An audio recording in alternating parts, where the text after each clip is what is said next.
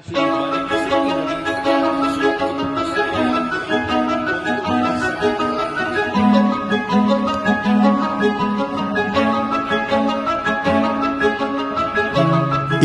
Nursi, pengamat politik dan ekonomi, berbicara soal benturan peradaban seperti yang dikupas Samuel Huntington pada era 90-an. Saat menjadi pembicara dalam dialog terbuka yang digelar di halaman Masjid Amanah Buni Nagara, Kota Tasikmalaya, Sabtu 22 Mei 2021. Ihsanuddin menegaskan, inti dari benturan peradaban itu adalah benturan antara Islam dengan Barat. Menurutnya, untuk menjalankan agenda penghancuran itu yang dibidik adalah dua kekuatan Islam di Asia Tenggara, yaitu Indonesia dan Malaysia. Namun Malaysia mampu bertahan, sedangkan Indonesia tidak. Indonesia ambruk dikarenakan banyak pengkhianatnya. Kalau Malaysia bertahan, Indonesia ambruk. Pak, saya di panggung kekuasaan saat itu. Saya satu-satunya manusia yang menolak untuk pinjaman IMF dan dari Washington dicairkan. Satu-satunya.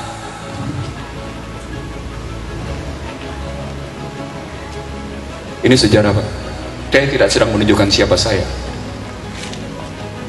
Buku saya lengkap soal ini, Pak. Tentang sejarah bagaimana Indonesia ditindas. Betapa Indonesia begitu banyak pengkhianatnya. Termasuk yang namanya mereka yang bergelar, maaf ya, subhanallah, astagfirullah, yang bergelar kiai.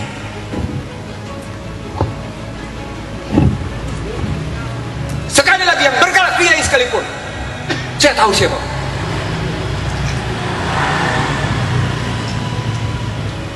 Buku saya menceritakan itu, bangsa terbelah.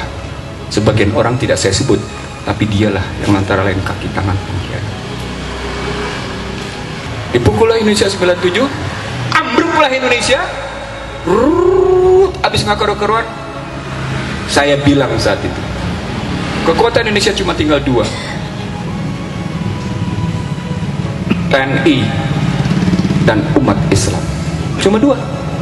Itu kajian saya 97-98, bukan sekarang. Dipukul TNI-nya, kembali ke barak dengan istilah reformasi TNI. Balik dia ke barak. Berarti cuma tinggal Islam.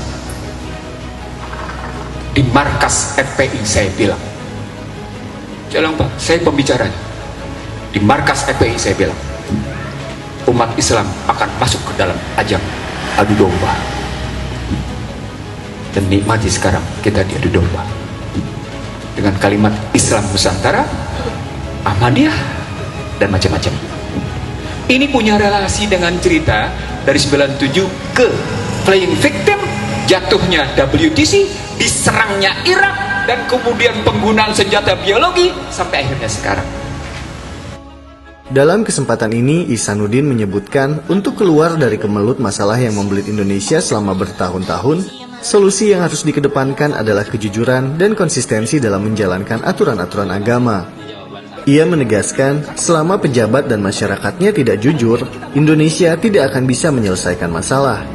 Dan satu hal yang tak kalah penting namun sering dilupakan adalah soal riba. Menurutnya, agar Indonesia bisa keluar dari kemelut masalah adalah berhenti melakukan praktik riba. Hampir seluruh dunia tidak ada yang tidak terkena riba. Pak, kalau riba itu gimana konstruksinya? Baca aja sendiri 275, 279 Al-Baqarah, Pak. Buka sendiri, silakan. Bapak-bapak mau balik kan? Ibu-ibu mau balik, buka sendiri, silakan. Tapi poinnya adalah hebatnya Yahudi mendikte habis-habisan umat Islam seluruh dunia. That is COVID-19.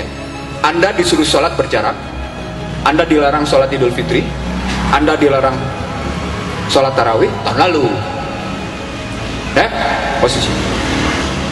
Saya jawab, kok gitu apa dong artinya? Inna sholati wa nusuki wa mayaya wa mati lillahi rabbil alamin. Lo bilang hidup lo mati lo untuk Allah, tapi sekedar menghadapi COVID aja ketakutan, padahal masjid tempat termulia.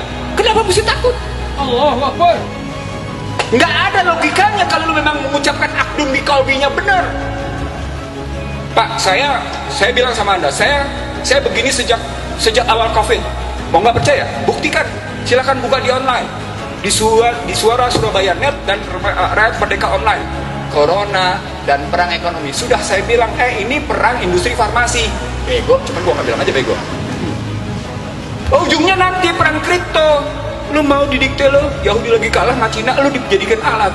Tapi selain dia pukul Cina, dia pukul juga Islam sekalian. Nah, sambil dia bilang dia pukul Cina, dia pukul Islam, ketemu konstruksi besarnya, Kang. Apa konstruksi besarnya? Bapak sekalian, ini berkaitan dengan Islam yang ditulis sebagai teroris.